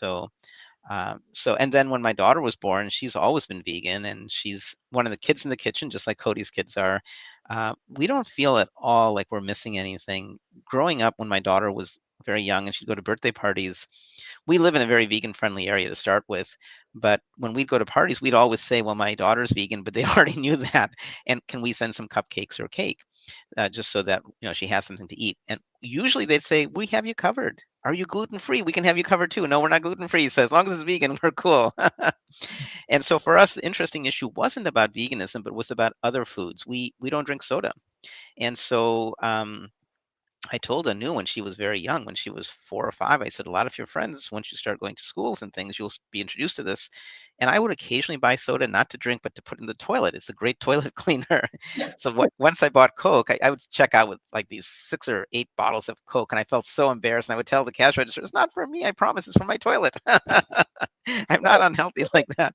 And so I asked her, I said, you want to try some? And I poured some, and she said, Daddy, this is yucky. Now she has it once in a while, just, and there's nothing wrong with drinking something like soda once in a while. We actually there's a soda, which I really like. It has, it has monk fruit extract in it. Does anybody know what I'm talking about? Yeah, It's actually, my daughter just ordered some aloe drink with monk fruit. It's 0 calories, but it tastes yeah. pretty sweet. Is monk fruit like stevia, or is it related to stevia? No, monk fruit comes from a plant that grows mainly in southern China and a few other places. Okay. And I know that Dr. Michael Greger just tells us to be cautious about, maybe Cody or Susanna remembers the details, but there's something starting with an E, erythrocin or something like that. And he said you shouldn't, that may have some problems. Susanna, do you know what I'm talking about in terms of monk fruit? Some cautions with that? Is it erythritol? Yeah. Yeah. I don't remember what he said about it, but because it's not, I think it's added to the monk fruit sweetener. I don't know that you could, I've never found just pure monk fruit sweetener. Yeah. But The message. I don't know that much about it. So My son likes the stevia soda that has stevia in it. It's with a Z. yes. Yeah, and so he drinks that, and every once in a while I'll have a can. It's not bad. Yeah. And it doesn't have the phosphorus. Right. Phosphorus is really bad for our bones, and that's Teeth. what's in regular soda.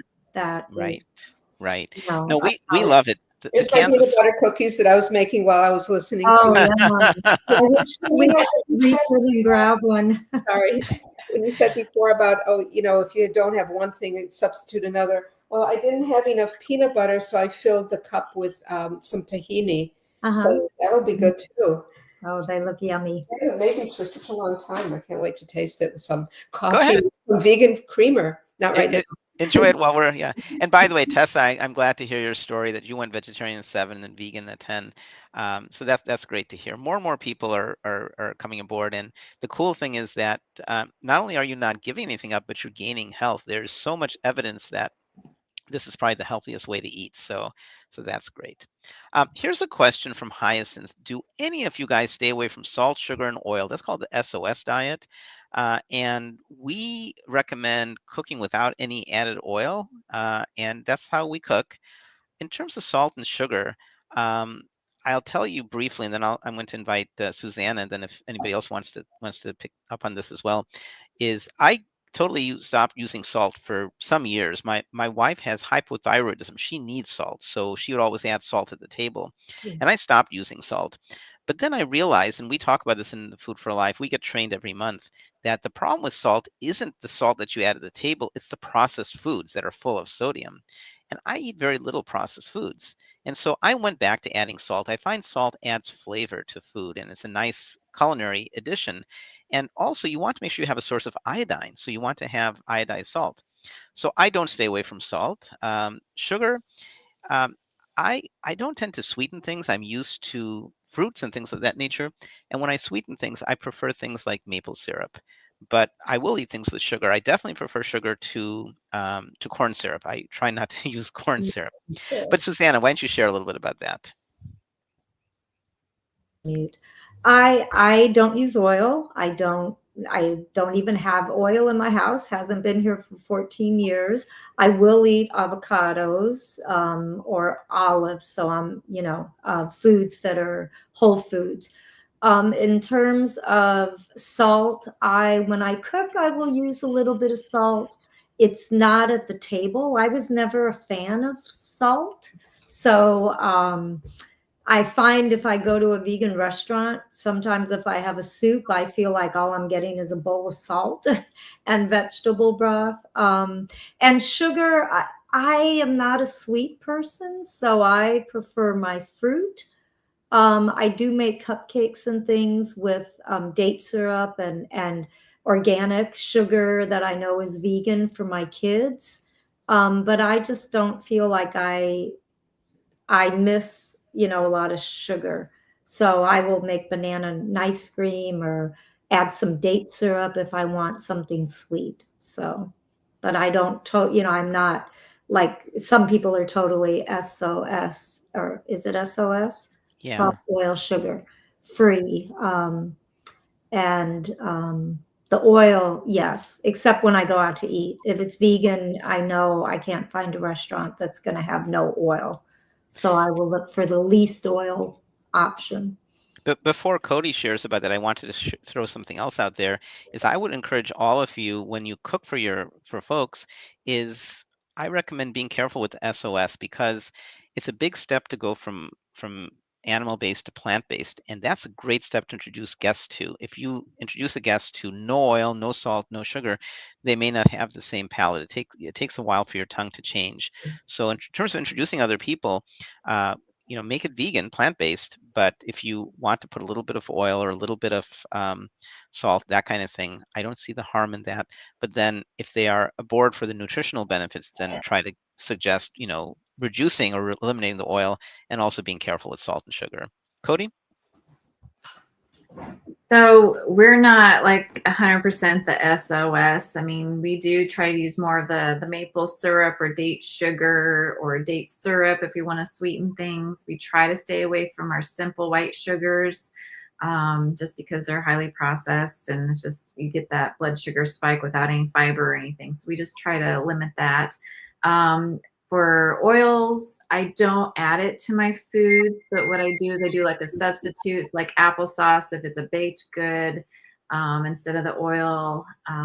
If it's like my cast iron skillet, which I use occasionally, I'll do a light little veggie spray on there and then just kind of wipe it around. And then for any other kind of like baked goods like brownies, I might do a light spray and wipe it around with a paper towel or something to absorb the extra, but leave a little coating there. So I don't like pour it in or anything like that. So we do try to limit that. And salt, we do use a little bit of salt, but we just really like limit it. Like if it's canned beans, we rinse those off if I know that there's sodium in there. And then we just, I try not to add salt while I'm cooking because that tends to be where a lot of the extra salt is added during a meal that's home cooked, is when you're cooking it. So if you just leave it like, hey, you guys, I didn't put any salt on this. If you need a little bit, you can shake just a little bit on there. And that's kind of what we do at my household. So yeah, we're not SOS free 100%. So Nava, did you want to share anything about that? I use olive oil, but I could have a bottle of olive oil that'll last 2 or 3 months. Just use a very little.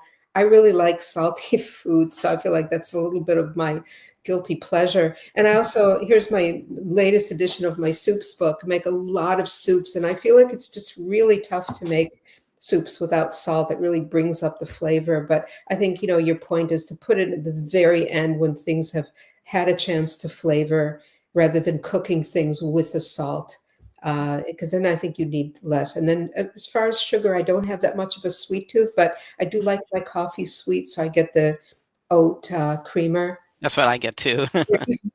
Yeah. So, try to use those things in moderation for sure. I'll make one exception to that, what Cody and Nava said about adding salt late in the cooking cycle. One counterexample is pasta. So with pasta, you actually do want to add it before you add the pasta because it changes the chemical constitution. It makes it's called a boiling point elevation. And then you rinse it so you get rid of the salt there. So that would be one example where you would put pasta in salted I water. have to look into that. I don't think I do that, but I'll definitely explore that. I always Try love to learn new things. Now, Tessa, I'm so glad you found our show, Tessa. You've brought a new dimension because we don't tend to talk so much about animal rights, and I'm happy to talk about that. Our show is about food, of course, but I'm glad that you're sharing your perspective here. Are bones used in the making of sugar? I'm so glad you've raised this issue. So the answer is yes and no. So you have to be careful when you're buying sugar. You want to buy. It should say organic, unbleached sugar. Turbinado sugar is what you want. The story about sugar, I've been to Hawaii a number of times, and Cody has as well. So when sugar is grown, it's this beautiful brown color and has like molasses in it, right? As molasses taste, it tastes great. But Americans, for whatever reason, like white things. And so they ship this beautiful brown sugar, brownish, not brown sugar, but this brownish amber colored sugar, and then they bleach it. And there's different ways to bleach it. One way is there's all these slaughterhouses, there are all these bones. So one way to bleach it is you put the sugar next to animal bones and you bring the temperature up. That's done in a minority of cases. It's not the typical way, but there's a significant number. And I don't know if anybody knows what the percentage is. I bet you do, Susanna. If you know, let us know. I'm guessing it's like 10% of all sugars are animal bone bleached. And so as an ethical vegan, Tessa, like I am, and it sounds like you are too, you want to make sure you're getting turbinado sugar and not, if it just is white sugar, it could be bleached with animal bones. Again, most of it isn't, but some of it is. So that's a great question. Another reason to avoid artificial sweeteners and I do want to I have a tip that for baking, for example, I use a lot of unsweetened applesauce, which acts both as sweetening and an oil replacement.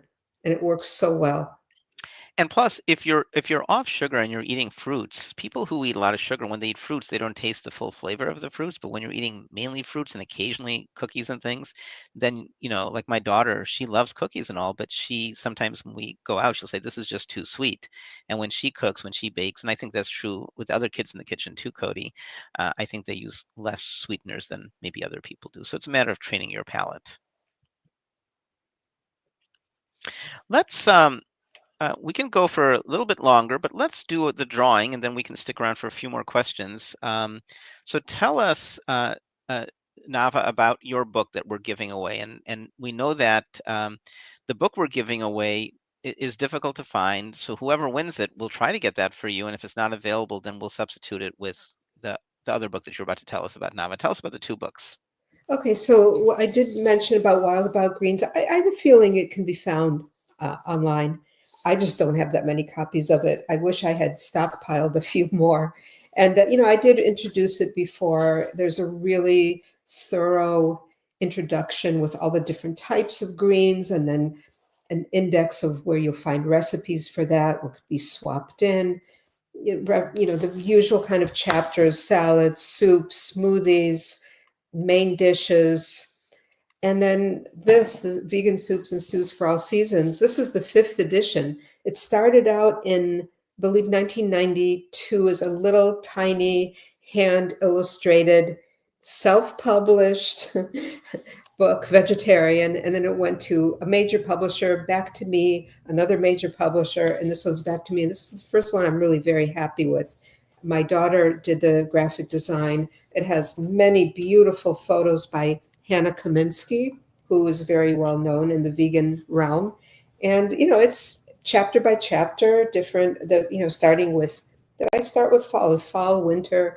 I feel like soup is really my favorite thing. Is anybody asks me, what's your absolute favorite category? It would be soup. Then I think salad comes next. So that's the story on the 2 books. All right. So our giveaways today are, we're giving away the Greens book by Nava, and we're going to give away also a 1-year subscription to Vegetarian Resource Group. I love the group. They have a wonderful journal called Vegan Journal. I know Charles and Deborah. I've known them for 20 years or so, no more than 20 years. And by the way, Nava, you and I go back about the same length. I think I've been vegan even longer than you. And by the way, when you say the Vegan Journal, it's wonderful. And Hannah Kaminsky, she's now the managing editor, and so she does a lot of the photography. I didn't know that. Yeah. Yeah. Senior editor. Yeah. If any of you guys get the magazine, it's a great magazine. And Charles agrees. When you open it up in the front page, they have the overleaf. They have Charles and Deborah. They're partners in Baltimore. I went to college in Baltimore. Charles and I look alike, I think, and Charles agrees. So, all right. So, how many? Can you read off the names, Cody, for the giveaway, please? Yeah, I have 5 of them. I have Lisa, Lee, Janet, Hyacinth, and Tessa. Okay. So I will. I'll draw 5 numbers. The first one will be for Nava's book. So I'm going to use random.org. I'm going to draw a number from 1 to 5. Okay, but let me just pause just for a second. Did we get everybody? Did anybody ask a question that we didn't include? Please read the list again, Cody. Lisa, Lee, Janet, Hyacinth, Tessa. Okay, excellent. So let me do a drawing from 1 to 5. So the winner of Nava's book is number 2. So who is 2? That is Lee Hay. Okay, well, congratulations, Lee. If you win, please acknowledge it here. If you have left, we'll draw again. So just say, I'm here and I won. And then you need to email, don't share your address here, but email Karen Osborne fulfills our gifts, Karen at somanycooks.com, and please copy me, Dilip, D-I-L-I-P, at somanycooks.com, and then say, I won the book and this is my address. So Lee, are you here? Let us know, and then we'll get you the book. While we're waiting, let's get ready to do the second drawing. The second drawing is for the VRG Vegan Journal magazine.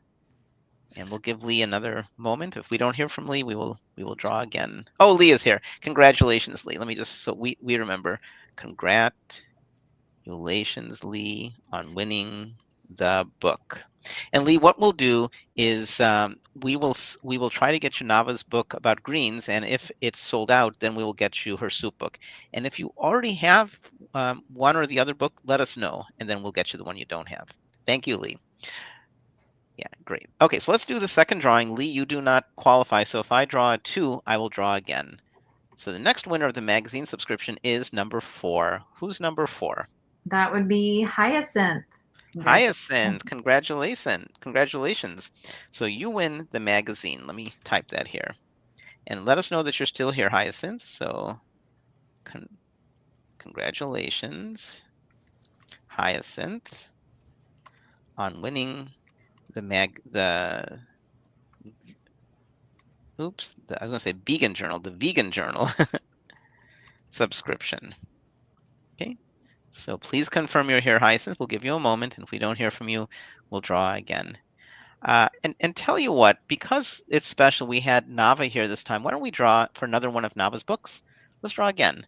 let's draw one more person who will get Nava's book. So I will draw from 1 to 5, and I got a 1. Who's number 1? And that would be Lisa. Lisa, and you're a new viewer, so Lisa gets the book. So Lisa, please acknowledge that you're here, and we'll be happy to get you the books. Let me say congratulations to Lisa. What was Lisa's last name? Geisert, Geissert. For winning the book as well. Okay. So Lisa, let's please acknowledge, and if you are here, we'll be glad to get you the book. You need to email Karen@somanycooks.com and copy Dilip at somanycooks.com with your mailing address, and we'll get that to you. So let's start to wrap up then. So Nava, thanks so much for joining us. We were delighted that you got to spend some time with you. It's always good to hang out with you. Thank you. Last time I saw you, we were eating pizza, weren't we? Yes, oh, it was so good. You know, the sad news, Nava, we used to have this amazing pizza place in Durham, and it was great. They had, it wasn't a vegan restaurant, but they had plenty of vegan pizzas. They made their own cheese. You can get pizza without cheese, really thin pizza with scissors. And because of corporate interests, they closed. They didn't want to renew their lease. They wanted to greatly up the rent. Is that the place we went to? That's where we went. It's no Oh, longer there. that's a shame. It was so busy. Wasn't the pizza, you're from the New York area. Wasn't that great pizza? It was It was fantastic. great pizza, and they're out of business. It's so sad. One time I visit you, Cody, we need to find a good pizza place in your neighborhood. Okay, keep a lookout.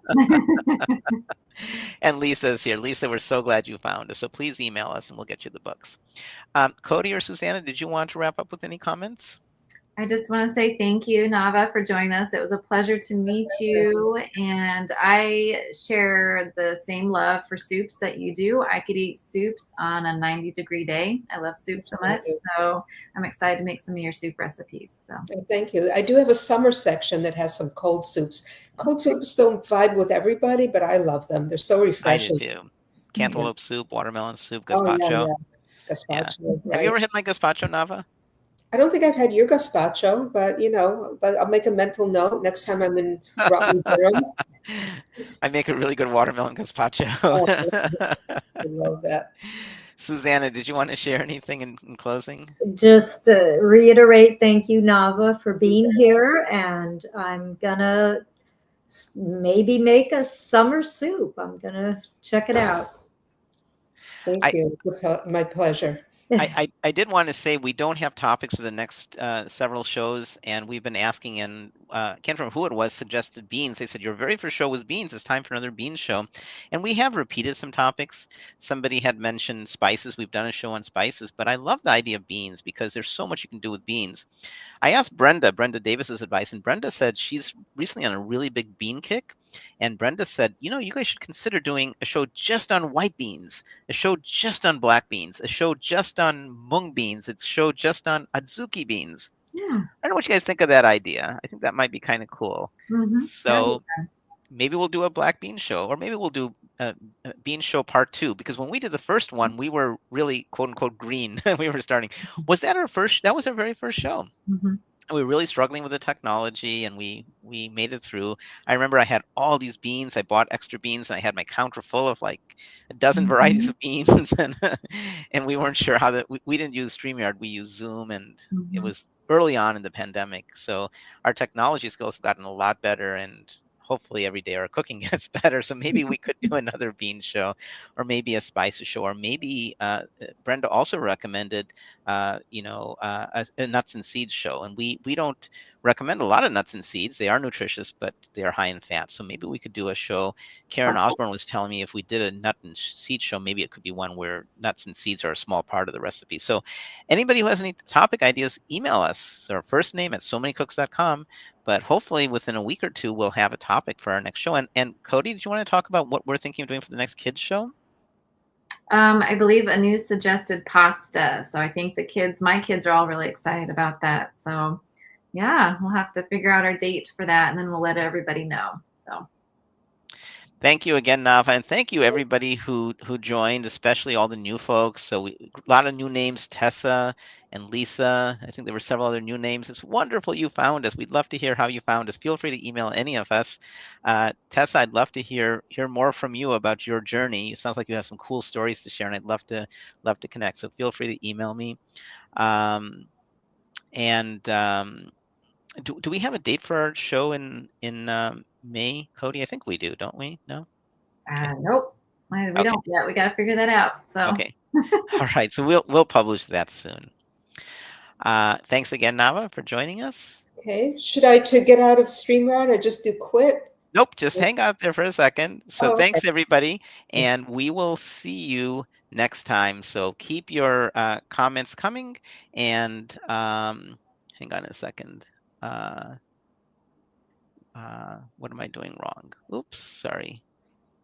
Okay, so thanks again, and we'll see you guys next time. Bye. So many cooks in the kitchen, so many recipes to share.